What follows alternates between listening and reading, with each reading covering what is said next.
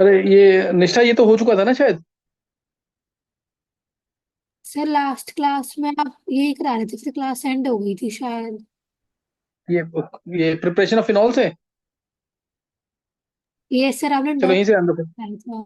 चलो कुछ नहीं, वैसे मैंने, मेरे को ध्यान आ रहा है, मैंने करा दिया शायद, ये कुछ नहीं होता। प्रिपरेशन ऑफ फिनॉल से देखो एक बार।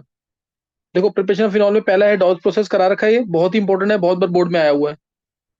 सही है, बहुत बार बोर्ड में आया हुआ है ये क्लोरोबेंजीन से फिनॉल।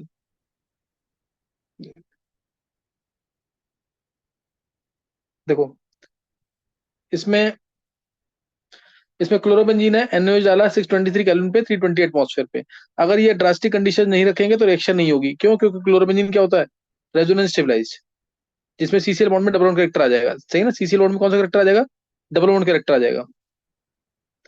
तो इसलिए ड्रास्टिक कंडीशन रखनी पड़ती है, 623 केल्विन टेम्परेचर और 320 एटमॉस्फेयर प्रेशर।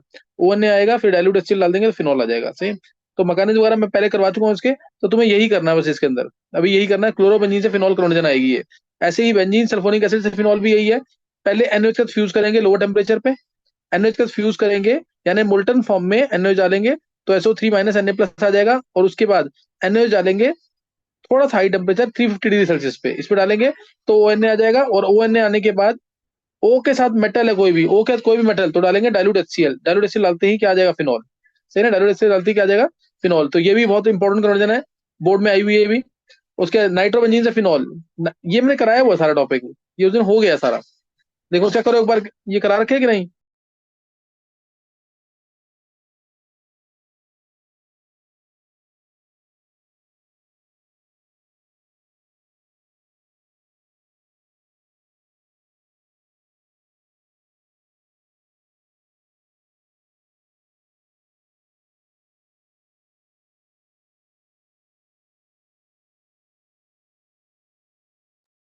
नहीं था, ये हो चुका है सारा। ये कहाँ तक हो गया है? ये यहाँ से कराना मुझे लग रहा है, how alcohols act as electrophile and nucleophile, यही है ना, यहाँ से कराना है शायद। एक बार चेक करना, विधि को ध्यान होगा, विधि है क्लास में। Yes sir. सर ये लास्ट क्लास में आई नहीं थी ना।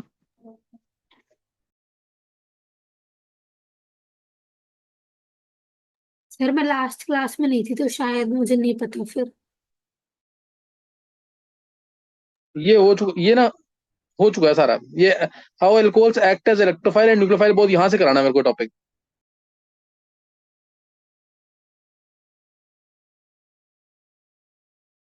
Yes sir.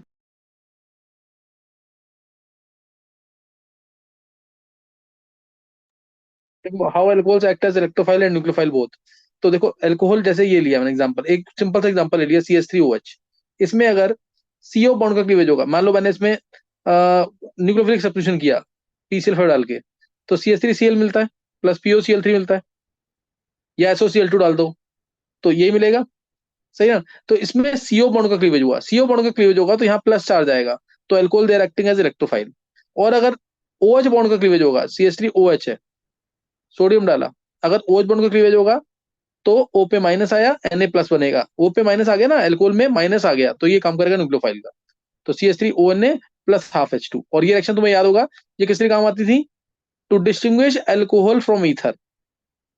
ये वाली reaction, reaction of sodium with methanol और alcohol is use to distinguish alcohol from ether.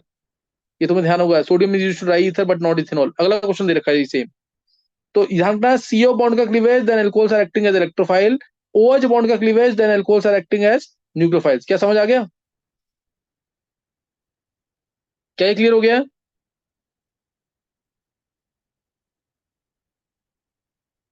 समझ आ गया कि नहीं? CO बॉन्ड का क्लीवेज तो alcohols are acting as electrophile, और OH बॉन्ड का क्लीवेज, सोडियम डाला तो यहां से एक तरह से एसिडिक नेचर शो होगा अल्कोहल का। तो ये काम कर रहा है किसका? न्यूक्लियोफाइल का। नेक्स्ट क्वेश्चन देखो, ये दे भी रखिए एग्जांपल इसके अंदर। Sodium is use to dry ether but not ethanol, same answer है बिल्कुल। अगर अल्कोहल है, उसमें सोडियम डाला, तो CH3ONA आ जाएगा प्लस हाफ H2, तो ये ड्राई नहीं होगा। लेकिन अगर ईथर है, क्योंकि सोडियम रिएक्ट कर रहा है इथेनॉल के साथ, ये मिथेनॉल लिया हुआ है मैंने ऊपर, इथेनॉल से रिएक्ट करता है, ये लिखी हुई रिएक्शन ये। आर की जगह C2H5 लगा देना, आर की जगह C2H5। और ईथर अगर है, उसमें अगर तुमने डाल दिया सोडियम, तो नो रिएक्शन। तो इसलिए ईथर को ड्राई कर देगा। ईथर में पानी अगर है तो पानी से रिएक्ट करके उसको ड्राई कर देगा। तुम्हें दिखाना नहीं है इतना डिटेल, बस तुम्हें लिखना है sodium reacts with alcohol but not with ether, sodium reacts with alcohol but not with ether, तो उससे आंसर आ जाएगा। ये क्लियर हो गया कि नहीं? ये क्लियर हो गया क्वेश्चन? ये सारे क्वेश्चन बोर्ड में आए हुए, वो बताए हुए हैं, सही ना? तो कर लेना इसको। नेक्स्ट अब है एसिडिक नेचर ऑफ एल्कोहल्स, और ये ऊपर वाला क्वेश्चन जो है इथेनॉल और डाइमिथाइल ईथर में डिफरेंशिएट करना है, उसके लिए भी यूज होती है रिएक्शन। इथेनॉल दे देगा brisk effervescence of hydrogen gas, ये लिखना है तुम्हें पेपर में। इथेनॉल दे देगा brisk effervescence of hydrogen gas, H2 gas निकली ना, हाफ H2, लेकिन ईथर में कोई रिएक्शन नहीं होगी। नेक्स्ट क्वेश्चन है एसिडिक कैरेक्टर ऑफ एल्कोहल्स। देखो एसिडिक, मान लो ये दे दिया,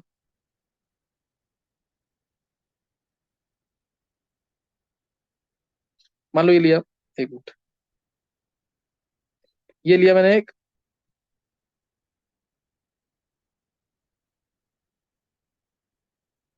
CH3, CH3 CH2 एक ये ले लिया, एक ले लिया secondary alcohol CH3 CHOH CH2 CH3, तीसरा ले लिया tertiary butyl alcohol CH3 whole thrice COH, ये ले लिया तीन, ये तीन ले लिए। और मैंने तुम्हें बोला इसको अरेंज करना है एसजी कैरेक्टर में। इसको एक फिनॉल भी ले लेते हैं, फिनॉल भी लेते हैं, चलो फिनॉल मतलब सिंपल लेते हैं पहले। इन तीनों को अरेंज करना है एसजी कैरेक्टर में, तो तुम्हें ध्यान होगा जितना ज्यादा इलेक्ट्रॉन डोनेटिंग ग्रुप्स होंगे उतना ज्यादा प्लस इफेक्ट होगा, और प्लस इफेक्ट होगा तो एसजी कैरेक्टर क्या कर जाएगा, डिक्रीज कर जाएगा। एसजी कैरेक्टर डिक्रीज कर जाएगा, इसलिए ऑर्डर आ जाएगा, ये 1 डिग्री एल्कोहल है, ये 2 डिग्री एल्कोहल है, और ये 3 डिग्री एल्कोहल है। 1 डिग्री इसलिए क्योंकि जिस कार्बन के साथ OH है, जिस कार्बन के साथ OH है उसके साथ एक कार्बन जुड़ा हुआ है, जिस कार्बन के साथ OH है, ये वाला कार्बन, जिस कार्बन के साथ OH है उसके साथ दो कार्बन जुड़े हुए हैं, एक और ये दो। जिस कार्बन के साथ OH है उस कार्बन के साथ तीन कार्बन जुड़े हुए हैं, CH3 में तीन जुड़े हुए हैं। 1 डिग्री, 2 डिग्री, 3 डिग्री, तो इसमें प्लस आई इफेक्ट सबसे ज्यादा 3 डिग्री में है, क्योंकि तीन एल्काइल ग्रुप जुड़े हुए हैं। फिर 2 डिग्री में दो एल्काइल ग्रुप जुड़े हैं, एक इथाइल एक मिथाइल, और इसमें सिर्फ एक ही बड़ा ग्रुप जुड़ा हुआ है। तो इसलिए इसलिए बेस ऐसे करेक्टर की बात करें तो वो होगा 1 डिग्री, फिर 2 डिग्री, फिर 3 डिग्री। आंसर वही क्या आना है, एल्काइल ग्रुप ज्यादा, इलेक्ट्रॉन डोनेटिंग ग्रुप ज्यादा, इलेक्ट्रॉन डोनेटिंग ग्रुप ज्यादा तो प्लस आई इफेक्ट ज्यादा, और प्लस आई इफेक्ट बढ़ता है, प्लस आई इफेक्ट बढ़ेगा तो एसिड करेक्टर क्या हो जाएगा, डिक्रीज। प्लस इफेक्ट बढ़ेगा, plus I effect of electron donating alkyl group बढ़ेगा तो एसिडिक करेक्टर डिक्रीज कर जाएगा। और इन्हीं का बेसिक करेक्टर बोला होता, इन्हीं का, इन तीनों का बेसिक करेक्टर बोला होता, तब आंसर हो जाता 3 degree, 2 degree, 1 degree. Same answer रखेंगे इसमें भी, प्लस आई इफेक्ट बढ़ेगा, plus I effect alkyl group का बढ़ेगा तो बेसिक करेक्टर बढ़ जाएगा। और जो बेसिक करेक्टर होता है उसी को ऑर्डर ऑफ प्रोटोनेशन भी कहते हैं, पेपर में पूछा हुआ ऑर्डर ऑफ प्रोटोनेशन, सही ना? और अगर इन तीनों के साथ ही अगर मैं फिनॉल दे देता ना तुम्हें यहाँ पे, तो फिनॉल सबसे ज्यादा एसिडिक होता। रीजन, रीजन याद होगा इसका, फिनॉल मोस्ट एसिडिक क्यों था? फिनॉल में H+ लूज करने के बाद जब ये पानी में डाला, इसको मैंने एक्वा सॉल्यूशन में डाला, तो इसने H+ लूज किया, आएगा फिनॉक्साइड आयन, ये आ गया फिनॉक्साइड आयन प्लस H+। और ये फिनॉक्साइड आयन क्या है, रेजोनेंस स्टेबलाइज, इसके बिना मार्क्स नहीं मिलेंगे, ध्यान रखना। ये पूरा स्ट्रक्चर दिखाना, नेगेटिव चार्ज, डबल बॉन्ड हो, ये इलेक्ट्रॉन इधर, ये इलेक्ट्रॉन इधर, ये आ जाएगा, ये सब बनाया हुआ है तुमने, डबल बॉन्ड, नेगेटिव चार्ज नीचे, डबल बॉन्ड हो, ये इलेक्ट्रॉन इधर, ये इलेक्ट्रॉन इधर, और नेगेटिव इधर आ जाएगा, डबल बॉन्ड हो, ये आ गया, और फाइनली ये इलेक्ट्रॉन इधर, इलेक्ट्रॉन इधर, ये 5 स्ट्रक्चर बनेंगे फिनॉक्साइड आयन के। ये फिनॉक्साइड आयन के 5 स्ट्रक्चर बनेंगे, पांचों स्ट्रक्चर में तुम देखोगे तो लगभग मोस्ट ऑफ स्ट्रक्चर्स पे कार्बन पे नेगेटिव चार्ज है, यहाँ नेगेटिव चार्ज है, पैरा पे नेगेटिव चार्ज है, फिर ये ऑर्थो पे नेगेटिव चार्ज है। तो मोस्ट ऑफ स्ट्रक्चर्स पे कार्बन पे नेगेटिव चार्ज है तो ज्यादा स्टेबल नहीं, कार्बन नेगेटिव कम स्टेबल होता है, लेकिन फिर भी ये रेजोनेंस स्टेबलाइज तो है after loss of this H+ lose करने के बाद पानी के अंदर, रिजल्टिंग आयन स्टेबल है, रिजल्टिंग आयन स्टेबल है इसीलिए। और फिनॉल के स्ट्रक्चर बनाते हैं तो उसमें पॉजिटिव नेगेटिव दोनों आते, तो वो कम स्टेबल स्ट्रक्चर थे। यहाँ पे फिनॉक्साइड आयन में सिर्फ नेगेटिव चार्ज आ रहा है, तो इसलिए phenol is more acidic then alcohol, phenol is more acidic then alcohol, ये याद रखना जरूर। और इसी वजह से इसका प्रोटोनेशन नहीं होता, ये आगे क्वेश्चन आएगा, बताऊंगा बताऊंगा तब मैं। तो बेसिक करेक्टर बता दिया, एसिड करेक्टर बता दिया। अब इन्हीं में अगर होता, इन तीनों के अंदर ही मान लो अगर देते कि इनको अरेंज करना है बॉइलिंग पॉइंट में और सॉलिबिलिटी में, इन तीनों को बॉइलिंग पॉइंट में और सॉलिबिलिटी में अरेंज करना है, तो आंसर क्या आएगा, बॉइलिंग पॉइंट में जैसे जैसे ब्रांचिंग बढ़ेगी, ब्रांचिंग कब देखते हैं, जब कार्बन एटम सेम हो। एक मान लो बॉइलिंग पॉइंट के लिए मैंने तुम्हें प्रोपेनॉल और दे दिया, बॉइलिंग पॉइंट के लिए मैं ये हटा रहा हूँ सारा एक बार। बॉइलिंग पॉइंट में अरेंज करना है, सॉलिबिलिटी में भी अरेंज करना है, ये दे दिया तुम्हें। जैसे बॉइलिंग पॉइंट के लिए एक दिया मैंने ब्यूटेनॉल, एक दे दिया टू ब्यूटेनॉल, एक दिया टर्शीब्यूटाइल अल्कोहल, एक दे दिया प्रोपेनॉल, और एक दे दिया इथेनॉल। और उसको बोला बॉइलिंग पॉइंट मैनेज करो, बॉइलिंग पॉइंट पर सॉलिबिलिटी में 1 2 3 4 5। तो बॉइलिंग पॉइंट में अगर अरेंज करना है तो जितने ज्यादा कार्बन एटम्स होंगे, जितने ज्यादा कार्बन एटम्स होंगे उतना ज्यादा सरफेस एरिया होगा, वंडरल फोर्सेस उतने स्ट्रांग होंगे, बॉइलिंग पॉइंट ज्यादा होगा। बॉइलिंग पॉइंट ज्यादा होगा, ब्रांचिंग बढ़ेगी। अगर अगर ब्रांचिंग बढ़ गई तो surface area of hydrocarbon part will reduce, surface area hydrocarbon part का रिड्यूस हो जाएगा। सरफेस एरिया रिड्यूस होगा तो वंडरल फोर्सेस रिड्यूस हो जाएंगे, तो बॉइलिंग पॉइंट कम हो जाएगा, बॉइलिंग पॉइंट कम हो जाएगा। और सॉलिबिलिटी क्या होगी, हाइड्रोकार्बन पार्ट का सरफेस एरिया कम हो गया तो सॉलिबिलिटी बढ़ जाएगी। ब्रांचिंग के साथ साथ सॉलिबिलिटी बढ़ती है, लेकिन बॉइलिंग पॉइंट कम हो जाता है। तो बॉइलिंग पॉइंट का आंसर होगा 1 का सबसे ज्यादा बॉइलिंग पॉइंट, ज्यादा कार्बन है और ब्रांच नहीं है। सेकंड का फिर होगा क्योंकि इसमें ब्रांचिंग आ गई, थर्ड में और ज्यादा ब्रांचिंग आ गई, फोर्थ का तो कोई ब्रांचिंग नहीं है, फिर भी लीस्ट क्यों है, क्योंकि कार्बन ही कम है इसके अंदर, फिफ्थ का और कम। ये बॉइलिंग पॉइंट का आंसर है, ये बॉइलिंग पॉइंट का आंसर है। और बात करेंगे अगर सॉलिबिलिटी की, तो सॉलिबिलिटी सबसे ज्यादा होगी इथेनॉल की, क्योंकि इसमें आर पार्ट कम है।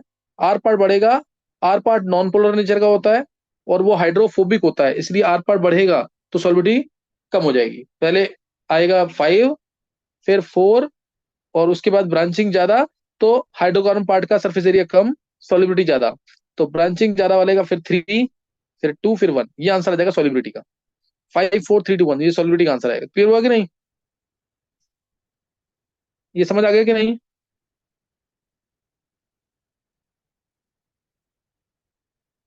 नेक्स्ट, नेक्स्ट देखो, right the descending order of acidic character for phenol, water, acetylene, methanol, acetic acid. तो तुम्हें इसमें एसिडिक एसिड और फिनॉल को पता करना है। फिनॉल में H प्लस हटने के बाद, फिनॉल है उसमें H प्लस लूज किया, ये रहा फिनॉल, पानी में डाला इसको एक्वस सॉल्यूशन में, एक्वस सॉल्यूशन में डाला तो इसने क्या लूज किया, H प्लस लूज किया, ये बना फिनॉक्साइड आयन। फिनॉक्साइड आयन क्या है, रेजोनेंस फ्लाइज, अभी बताया मैंने पहले। ये इलेक्ट्रॉन का इधर, ये इलेक्ट्रॉन इधर, और ऑर्थो पे आ गया नेगेटिव चार्ज, फिर ये इलेक्ट्रॉन इधर गए, ये इलेक्ट्रॉन इधर गए, यहां आ गया नेगेटिव चार्ज, फिर ये इलेक्ट्रॉन इधर, ये इलेक्ट्रॉन इधर, नेगेटिव चार्ज यहां आ गया ऑर्थो पे दोबारा। फाइनली इसका तुम्हें स्ट्रक्चर एक पता है, लास्ट में फिनॉक्साइड आयन बन जाएगा, यही चीज बन जाएगी दोबारा, बस पाई बॉन्ड ऑल्टरनेट पोजीशन पे आ जाएंगे। ये आ गया स्ट्रक्चर। तो तुम्हें दिख रहा है इसके मोस्ट ऑफ स्ट्रक्चर पे नेगेटिव चार्ज जो है, नेगेटिव चार्ज कहाँ पे आ रहा है, ऑर्थो पोजीशन पे, यानी कार्बन पे, इधर भी कार्बन पे, इधर भी कार्बन पे, कार्बन पे नेगेटिव आ रहा है। कार्बन पे नेगेटिव क्या होता है, कम स्टेबल। और एसिडिक एसिड की बात करें, ये जब अपना H प्लस लूज करेगा पानी के अंदर, एक्वस सॉल्यूशन में H प्लस लूज करेगा,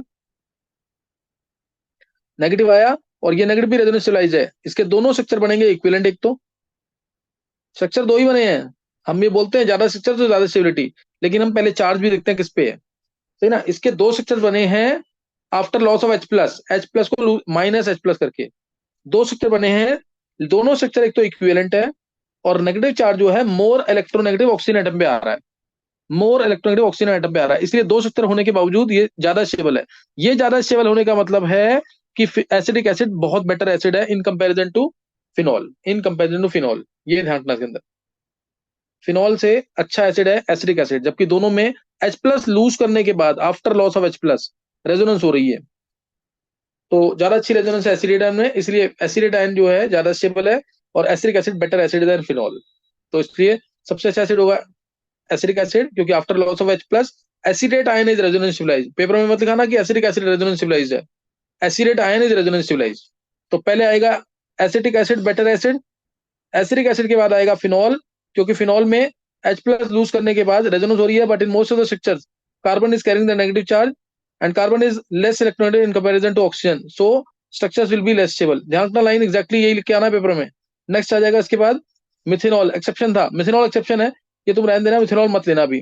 मिथेनॉल के इथेनॉल ले लो। इथेनॉल में CH5 का इलेक्ट्रॉन रनिंग प्लस इफेक्ट आएगा और उससे एसिड करेक्टर कम हो जाएगा। फिर आएगा वाटर, इसके बाद वाटर के बाद आएगा इथेनॉल।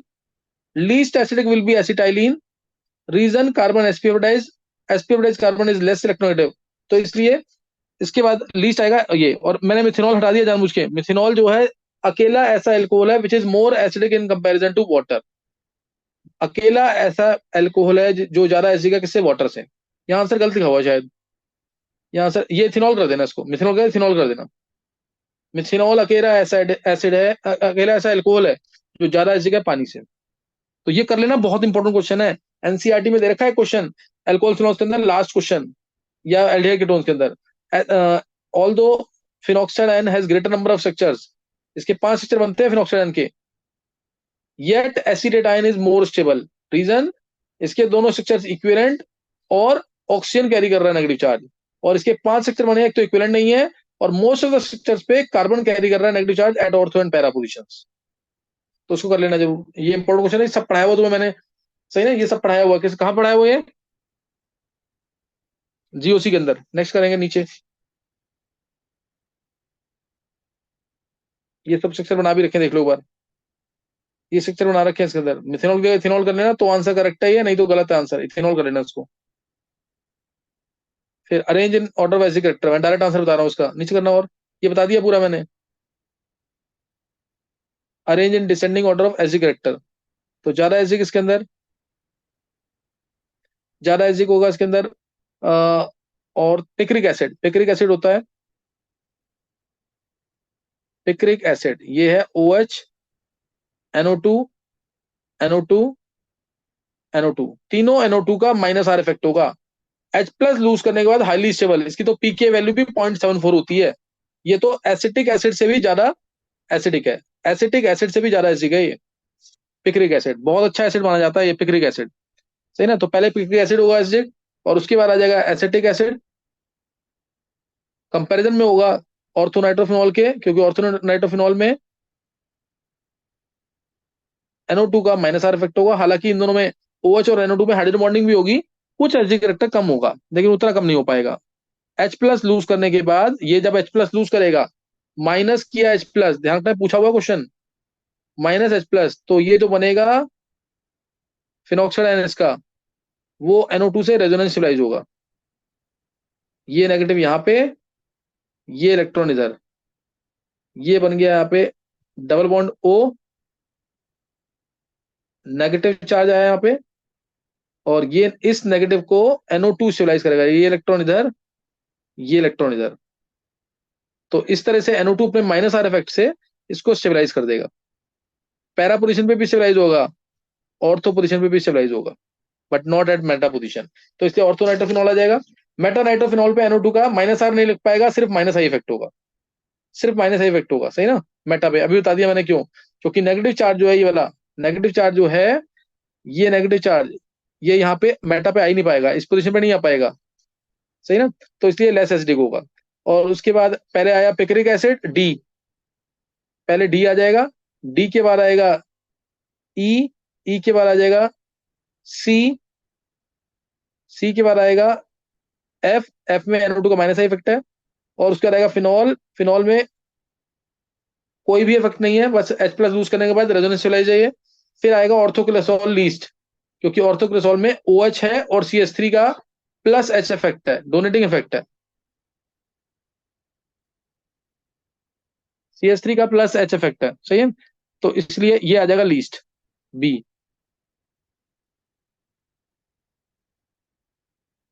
ये क्लियर हो गया कि नहीं, ये क्वेश्चन इंपॉर्टेंट है, एनसीईआरटी में देखा इस टाइप का question. 7th question, which is more easily protonated and why. Protonated मतलब H+ को एक्सेप्ट करना, H+ को कौन जल्दी एक्सेप्ट करेगा, ये रहा फिनॉल, ये रहा मिथेनॉल। इस H+ को एक्सेप्ट करना कौन जल्दी एक्सेप्ट करेगा, मिथेनॉल अपना O जो है इसका लोन पेयर दे देगा इसको और एक्सेप्ट कर लेगा, यानी ये मिथेनॉल ज्यादा बेसिक है इसलिए H+ को एक्सेप्ट कर लेगा। लेकिन फिनॉल में O के पास लोन पेयर ही नहीं है, O के पास लोन पेयर है ही नहीं, क्यों, क्योंकि वो रेजोनेंस में यूज हो गए हैं। तो फिनॉल लेस, ये बोर्ड में आया हुआ क्वेश्चन 2-3 बार, ये कर लेना इसको जरूर। Phenol is less easily protonated, then methanol. Reason methanol में ओके लोन पेयर है, और फिनॉल में रेजोनेंस है, ओके लोन पेयर रेजोनेंस होगा, ये रेजोनेंस दिखाना जरूर पेपर में। फिर नेक्स्ट क्वेश्चन है, ये कराए हुए सारे क्वेश्चन डायरेक्ट बताऊंगा मैं इसको। क्वेश्चन पहला नीचे करना है निशा, ये देखो टॉलरेंट ये है, अगर बेंजीन के ऊपर कोई कोई भी ऐसा एल्काइल ग्रुप है जिसमें अल्फा हाइड्रोजन है, जैसे CH3 टोल्यूइन है, इसमें तुमने डाल दिया कोई स्ट्रॉन्ग ऑक्सीडाइजिंग एजेंट जैसे K2Cr2O7H+, जैसे first alkaline KMnO4, second dilute SO4, तो वो CH3 ग्रुप जो है कितना भी बड़ा हो, CH3 C2H5 C3H7, बस एक अल्फा हाइड्रोजन होना जरूरी है, वो COOH में कन्वर्ट हो जाएगा, वो COH में। तो बहुत इंपॉर्टेंट कन्वर्जन है। बोले अगर बेंजीन से बनाओ बेंजोइक एसिड, तो पहले बनाना बेंजीन से टोल्यूइन, CH3Cl एनहाइड्रस AlCl3 डालेंगे, बन जाएगा मिथाइल बेंजीन। मिथाइल बेंजीन ये हो जाएगा। ऐसे ही इथाइल बेंजीन है, एल्काइल ग्रुप है, दो अल्फा हाइड्रोजन है, तो आसानी से ऑक्सीडाइज हो जाएगा COH में। एल्काइन केमिनो फर्स्ट डालेंगे, सेकंड डाइल्यूट SO4, सिर्फ एल्काइन केमिनो फोर डाला तो COOK बनाना। कई बार ऑब्जेक्ट में COH ही बना देता, कोई फर्क नहीं पड़ेगा उससे, वो ऑप्शन देख के पहचानना तुम।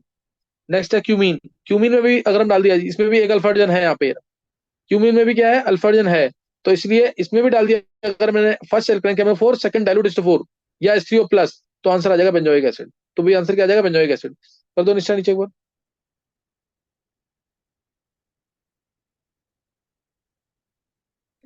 अब नेक्स्ट जो ये रिएक्शन है, टर्शरी ब्यूटाइल बेंजीन, ये तो IIT ने भी पूछा हुआ एक बार।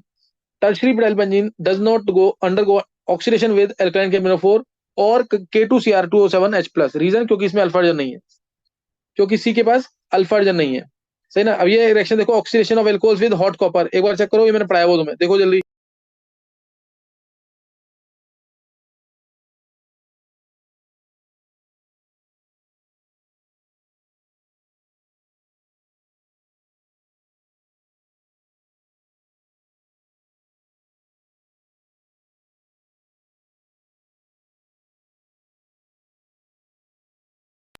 देख लिया, ये भी कराया था एल्कालाइड्स के अंदर, हॉट कॉपर डाला इसके अंदर प्राइमरी एल्कोहल में, तो H2 बाहर, H2 बाहर, डिहाइड्रोजनेशन, ये मिल जाएगा। और इसमें हॉट कॉपर डाला तो HC से और HO से, ये बाहर, आंसर आ गया एसीटोन। टर्शरी एल्कोहल के अंदर, टर्शरी एल्कोहल के अंदर H है नहीं सी के साथ, इस सी के साथ, तो H2 बाहर निकलता है, डिहाइड्रेशन होता है, इसमें कोई ऑक्सीडेशन नहीं होता, डिहाइड्रेशन होगा। और आइसोब्यूटाइलिन ब्यूटाइलिन आंसर आएगा, आइसोब्यूटाइलिन।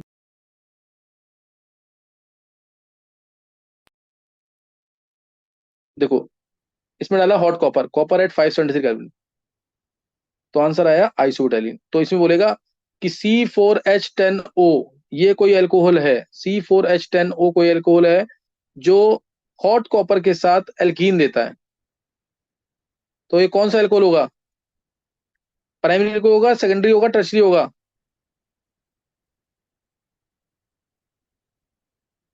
टर्शरी हो जाएगा, सही ना। फिर अगला क्वेश्चन बहुत इंपॉर्टेंट, बोर्ड में आया हुआ है, why OH group in phenol is ortho para directing, why it is more reactive than benzene, why it increases the reactivity benzene. Reason तुम्हें पता ही है, फिनॉल का जब तुम रेजोनेंस करोगे तो नेगेटिव चार्ज कहाँ आएगा, तो नेगेटिव चार्ज कहाँ आएगा, ऑर्थो पोजीशन पे, O+H, ऑर्थो पोजीशन पे, दोबारा कहाँ आएगा, यहाँ पे पैरा पोजीशन पे, चेक करते रहो। तो ये पूरा यही लिखा, पहले बिना स्ट्रक्चर बनाए कोई मार्क्स नहीं मिलेंगे, स्ट्रक्चर जरूर बनाना है। In resonative structure of phenol negative charge appears at ortho and para position, पूरा एग्जैक्टली सेम लिखा हुआ है। At ortho and para position electron density increases at these position, therefore any incoming electrophile will attack at these position. तो इसका directive influence है ortho para, और ये क्योंकि प्लस आर इफेक्ट है ऊपर, तो इसलिए बेंजीन के ऊपर इलेक्ट्रॉन डेंसिटी बढ़ जाएगी, तो it will become, that is phenol will become more reactive than benzene. ये कर लेना क्वेश्चन, ये कराया हुआ क्वेश्चन। नेक्स्ट देखेंगे, निश्चय आगे करो।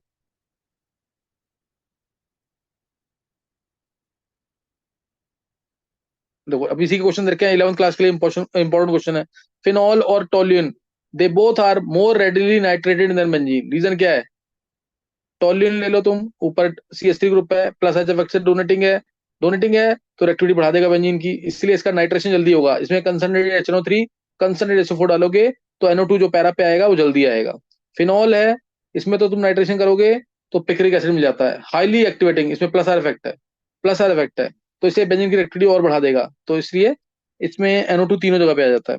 तो बेंजीन में तो कोई डोनेटिंग ग्रुप नहीं है, तो इसलिए कम रिएक्टिव होगा इन दोनों से। और अगर इसमें ऑर्डर पूछे तो फिनॉल ज्यादा रिएक्टिव होगा क्योंकि इसमें OH का प्लस आर इफेक्ट है, फिर टोल्यूइन होगा, लीस्ट होगा क्या, बेंजीन। तो ये कर लेना जरूर। ये हो चुका है ना, टॉलरेंस फेलिंग सोल्यूशन करा दिया है, ये करा दिया कि नहीं? Yes sir. Tollens reagent AgNO3 plus NH4OH, AgNH3 बनाएगा। ये टॉलरेंस रेजेंट होता है ammoniacal solution of silver nitrate. ये इसके साथ प्राइमरी सॉरी एलिफेटिक एल्डिहाइड और एरोमेटिक एल्डिहाइड दोनों टेस्ट देते हैं। अगर एलिफेटिक एल्डिहाइड में डाल दिया मैंने टॉलरेंस रेजेंट, Ag2O भी कह सकते हैं इसको, या Ag प्लस भी कह सकते हैं, पूरा लिखना है तो AgNH3 ये डाल देंगे तो CH3CO नेगेटिव आ जाएगा, प्लस सिल्वर मिरर, ये सिल्वर मिरर जरूर दिखाना है। और ऐसे यहाँ C6H5CHO होता तो C6H5CO नेगेटिव आता, साथ में silver mirror. All aldehyde whether aliphatic और aromatic with this test. Fehling solution है Cu2 plus plus 5OH ion, ये भी बता दिया मैंने तुम्हें। इसके साथ सिर्फ एलिफेटिक एल्डिहाइड टेस्ट देंगे, एरोमेटिक वाले टेस्ट नहीं देंगे। तो इथेनॉल और बेंजल एल्डिहाइड को डिफरेंशिएट करना है तो हम इससे कर लेंगे फेलिंग सॉल्यूशन टेस्ट से। उसमें डालेंगे Cu2 plus plus 5OH ion, Cu2 plus plus 5OH ion डालेंगे तो CH3CO नेगेटिव मिल जाएगा। साथ में जो Cu2 प्लस है वो Cu+1 में चला जाएगा, Cu2O का रेड पीपीटी। ये बताया उसमें फेलिंग ए क्या होती है, फेलिंग बी क्या होती है। Aqua solution of copper sulphate Fehling A, alkaline sodium potassium tartrate ions ये Fehling B. Structure of tartrate ions ये खुद ट्राई करना, सोडियम पोटेशियम टार्ट्रेट आयंस जो होते हैं खुद टार्टेरिक एसिड से बनेंगे, सही ना, टार्टेरिक एसिड से बन जाएंगे। नेक्स्ट है शिफ्ट बेस क्या था, प्राइमरी अमीन, प्राइमरी कोई भी प्राइमरी अमीन और एल्डिहाइड जब ऑप्टिमम पीएच में, मतलब 3 से 4 के आसपास पीएच होना चाहिए, इसमें रिएक्ट करेंगे तो H2 बाहर कर देना। ये H2 बाहर किया और आंसर आ जाएगा शिफ्ट बेस। ये शिफ्ट बेस है, ये है शिफ्ट बेस। तो ये कर लेना जरूर। एल्डिहाइड कीटोन्स का क्वेश्चन है, फर्स्ट पार्ट का, फर्स्ट क्वेश्चन का शायद 10th पार्ट है। नेक्स्ट है, और इसका कलर होता है पिंक, मजेंटा कलर होता है। तो अगर इसको हम SO2 से ट्रीट करेंगे तो ये टेम्परेरी इसका कलर चला जाएगा, और जब उसके अंदर एल्डिहाइड दोबारा डालेंगे तो पिंक कलर रीस्टोर हो जाता है। एल्डिहाइड टेस्ट दे देंगे उसके साथ। नेक्स्ट नीचे का निशा, ये मैंने बताया वो सारा पहले। ये रहा फिनॉल के साथ तीनों की रिएक्शन। फिनॉल को ट्रीट किया डायल्यूट HNO3 से, डायल्यूट HNO2 से तो आएगा। एक बार निशा इनको बंद बड़ा कर दो थोड़ा सा, डायरेक्ट बता देता हूं अभी। फिनॉल को डायल्यूट HNO2 से ट्रीट किया, HNO3 से ट्रीट किया और H2SO4 से, और फिर नाइट्रेशन किया। तो तीनों केस में क्या होगा, तो पहला लिया फिनॉल, फिनॉल में डाल दिया मैंने dilute HNO2। Dilute HNO2 provide करता है electrophile NO plus nitrosonium ion. तो तुम्हें पता है OH ग्रुप जो है ऑर्थो पैरा डायरेक्टिंग होता है, इसलिए एक बार NO ऑर्थो पे आएगा, एक बार NO पैरा पे आएगा। पैरा नाइट्रोसोफिनॉल, पैरा नाइट्रोसोफिनॉल होगा मेजर, ऑर्थो वाला माइनर। ऑर्थो वाला माइनर, ज्यादा डिफरेंस होता नहीं है इनके अंदर वैसे। नेक्स्ट आया अगर डायल्यूट HNO3 डाल दिया, डायल्यूट HNO3, तो उस केस में दो आंसर आएंगे। डायल्यूट HNO3 में दो आंसर आएंगे, इसमें भी NO2 ग्रुप आएगा। इसमें उधर डायल्यूट HNO2 था, नाइट्रोसो ग्रुप आया। डायल्यूट HNO3 है तो NO2 ग्रुप आएगा। ऑर्थो पे NO2 आएगा, पैरा पे NO2 आएगा। Ortho nitrophenol, para nitrophenol. Ortho nitrophenol में इंट्रा मॉलिक्यूलर हाइड्रोजन बॉन्डिंग होती है तो कुछ इसकी परसेंटेज ज्यादा होती है, ये मेजर आता है। ये मतलब ज्यादा डिफरेंस नहीं है, अगर ये 60% तो ये 40%। तो इन दोनों, वैसे इन दोनों को सेपरेट कैसे करते हैं, याद है किसी को? Ortho nitrophenol, para nitrophenol. Ortho nitrophenol क्या था, बहुत इंपॉर्टेंट क्वेश्चन, स्टीम डिस्टिलेशन कर देते हैं। स्टीम डिस्टिलेशन से। ये होता है स्टीम वोलेटाइल। तो ये क्वेश्चन आता है, ortho nitrophenol is steam volatile but less soluble than para nitrophenol, क्योंकि ऑर्थो नाइट्रोफिनॉल में क्या होती है, इंट्रा, ये ऑर्थो नाइट्रोफिनॉल OH, ये NO2, इसमें होती है इंट्रा मॉलिक्यूलर हाइड्रोजन बॉन्डिंग। ये क्वेश्चन बोर्ड में बहुत बार आया हुआ है। ये इसमें इंट्रा मॉलिक्यूलर हाइड्रोजन बॉन्डिंग हो गई तो दूसरे मॉलिक्यूल से फोर्स कट हो गया, दूसरा जो ऑर्थो नाइट्रोफिनॉल होगा उससे फोर्स बन ही नहीं पाएगा क्योंकि इसके खुद के अंदर स्ट्रॉन्ग फोर्स है। तो इसलिए इसका बॉइलिंग पॉइंट कम हो जाता है पैरानाइट्रोफिनॉल से, जिसमें इंटर मॉलिक्यूलर हाइड्रोजन बॉन्डिंग है, इसमें इंट्रा मॉलिक्यूलर है। तो इसलिए बॉइलिंग पॉइंट कम हो गया, तो इसलिए ऑर्थोनाइट्रोफिनॉल ज्यादा वोलेटाइल होगा और पानी से हाइड्रोजन बॉन्डिंग कर नहीं पाएगा, इसलिए सॉल्युबिलिटी भी कम। तो ये याद करना, क्वेश्चन इंपॉर्टेंट है बहुत। नेक्स्ट जो है, और फिनॉल में अगर मैंने प्रॉपर नाइट्रेशन किया कंसंट्रेट HNO3 और कंसंट्रेट SO4 के साथ, निशा दिखाना भी। इसमें अगर प्रॉपर नाइट्रेशन किया कंसंट्रेटेड HNO3 और कंसंट्रेटेड SO4 के साथ, तो तीनों जगह NO2 आएगा और आंसर आएगा पिक्रिक एसिड। आंसर क्या आ जाएगा, पिक्रिक एसिड। ये बहुत ही इंपॉर्टेंट क्वेश्चन है। 2,4,6 ट्राई नाइट्रोफिनॉल पिक्रिक एसिड कहते हैं, बहुत अच्छा एसिड होता है। अगर मान लो यहाँ पे अगर सैलिसिलिक एसिड होता तो आंसर क्या आता, नाइट्रेशन किया और ब्रोमिनेशन किया, तो आंसर क्या आएगा? Br2H2O। क्या आंसर आएगा पता है किसी को?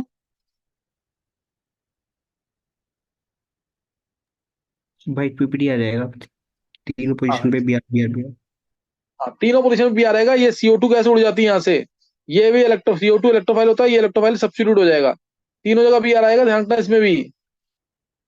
और यहाँ पे नाइट्रेशन में भी तीनों जगह NO2 आएगा, ये CO2 गैस उड़ जाएगी, तीनों जगह NO2 आएगा, ध्यान रखना इस चीज का। और अगर यहाँ SO3H होता तो भी सेम आंसर। अगर ये होता है SO3H, OH और SO3H होता है यहाँ पे, तो इसमें डाल दिया मैंने concentrate HNO3 plus concentrate HCl, तो इस केस में भी तीनों जगह आंसर आएगा, OH, NO2, NO2, NO2। Br2H2 डालेंगे तो भी ये SO3 गैस ये स्टेबल है, ये अलग हो जाएगी, और आंसर तीनों जगह Br लगेगा, ये ध्यान रखना चीज का। ये बोर्ड के लिए भी इंपॉर्टेंट है, एंट्रेंस के लिए भी। नेक्स्ट क्वेश्चन देखेंगे, निशा करो नीचे। Why phenol gets coloured on long standing? Why phenol, ये भी क्वेश्चन बोर्ड में पूछा हुआ है, एनसीईआरटी में देखा है। वाई फिनॉल है, एनिलीन है, कैटकॉल है, रिसोर्सिनॉल है, they all get coloured on long standing. Reason, अपने आप ही ये एयर से ऑक्सीडाइज हो जाते हैं। फिनॉल है, ये एयर से ऑक्सीडाइज हो जाएगा, या K2Cr2O7H+ डालोगे तो भी, अभी तो यहाँ पे एयर के थ्रू ऑक्सीडाइज हो जाएगा, एयर के थ्रू एरियल ऑक्सीडेशन होगा इसका, और ये बना देगा बेंजोक्विनोन। और इसमें एक्सटेंडेड कंजुगेशन होती है जिसकी वजह से ये पिंक कलर का हो जाता है, ये पिंक कलर का है, ये आगे हाइड्रोजन बॉन्डिंग हो जाती है इससे, फिनॉल से। तो ये ध्यान रखना जिसका, phenol is converted into benzoquinone which is pink in colour. Phenol हो, एनिलीन हो, सब ऑक्सीडाइज होके क्या दे देंगे? बेंजोक्विनोन। नाम याद रखना, बेंजोक्विनोन मिलता है यहाँ पे। ये रिएक्शन दिखानी है बस इसके अंदर। नेक्स्ट क्वेश्चन, लिखा है due to formation of benzoquinone in both the cases. Example दे ही रखा है यहाँ पे, Na2Cr2O7H2O4 के साथ भी सेम रिएक्शन होगी। फिर ये क्वेश्चन बहुत इंपॉर्टेंट है, क्लास में कराया हुआ है। Phenol gets tri substituted in bromine water but mono substituted in non polar solvent. बहुत बार आया हुआ बोर्ड में। फिनॉल का ट्राई सब्स्टिट्यूशन होगा, देखो फिनॉल है, इसको मैंने ब्रोमीन वाटर में डाला, अभी बताया मैंने, Br2H2 डाला इसके अंदर, तो ये तीनों जगह Br देगा, व्हाइट कलर का पीपीटी मिल जाएगा। डिस्टिंक्शन में भी किया हुआ तुमने, ये मिलेगा व्हाइट पीपीटी। लेकिन अगर तुमने फिनॉल को डाल दिया नॉन पोलर सॉल्वेंट जैसे Br2 इन CS2 या CCl4, तो उस केस में फिनॉल और Br आएगा सिर्फ पैरा, एक ही Br आएगा, पैरा पोजीशन, मोनो सब्स्टिट्यूशन होगा, और ऑर्थो वाला माइनर मिलेगा, OH ऑर्थो वाला माइनर। तो यही क्वेश्चन पूछ रहा है ये, फिनॉल ट्राई सब्स्टिट्यूटेड हो गया पोलर सॉल्वेंट में, पोलर सॉल्वेंट यानी पानी, लेकिन नॉन पोलर सॉल्वेंट में ये सिर्फ मोनो सब्स्टिट्यूटेड हुआ। ऐसा क्यों हुआ? क्योंकि पानी के अंदर, जब पानी है, पानी के अंदर फिनॉल आयनाइज होकर क्या दे देगा? Phenoxide ion. फिनॉल है ये पानी के अंदर एक्वा सॉल्यूशन में, ये दे देगा फिनॉक्साइड आयन, और फिनॉक्साइड आयन बेंजीन को इलेक्ट्रॉन ज्यादा देगा, बेंजीन को इलेक्ट्रॉन देगा ज्यादा क्योंकि ओपन नेगेटिव चार्ज है, इसलिए ट्राई सब्स्टिट्यूटेड आंसर आएगा, ट्राई सब्स्टिट्यूटेड आंसर आएगा। लेकिन CS2 के अंदर नॉन पोलर सॉल्वेंट में फिनॉल का आयनाइजेशन हो जाएगा सप्रेस। पानी के अंदर तो टूट गया फिनॉक्साइड आयन के अंदर, लेकिन CS2 में नहीं टूट पाएगा, इसका आयोनाइजेशन सप्रेस हो जाएगा, इसलिए सिर्फ, और रिंग इतना एक्टिवेट नहीं हो पाएगी, इसलिए सिर्फ मोनो सब्स्टिट्यूशन होगा। सेम आंसर लिखा होगा, इक्वेशन जरूर लिखना, इक्वेशन के थ्रू समझाना है ना, इक्वेशन के थ्रू समझाना, ध्यान रखना चीज का। देखो नीचे लिखा हुआ है कि पूरा कि नहीं, in polar solvent phenol ionises to form phenoxide ion, hence oxide ion जो O नेगेटिव है donate electron to benzene to large extent, so tri substitution occurs, but in non polar solvent CS2 ionisation of phenol is greatly suppress, कम हो जाएगा, ring gets only slightly activated, mono substitution occurs. Reaction जरूर दिखानी है। Next करा निष्ठा,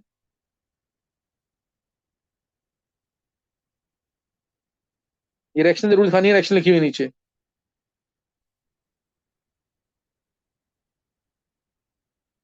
ये बता दिया मैंने सारा निष्ठा। अब ये क्वेश्चंस, कंप्लीट द फॉलोइंग, ये क्वेश्चन सारे एनसीईआरटी लेवल के हैं, ये तुम्हें जरूर आना चाहिए। एक बार थोड़ी देर के लिए रिजॉइन कर लेना, एक बार जल्दी से क्वेश्चन बता रहा हूँ मैं इसको।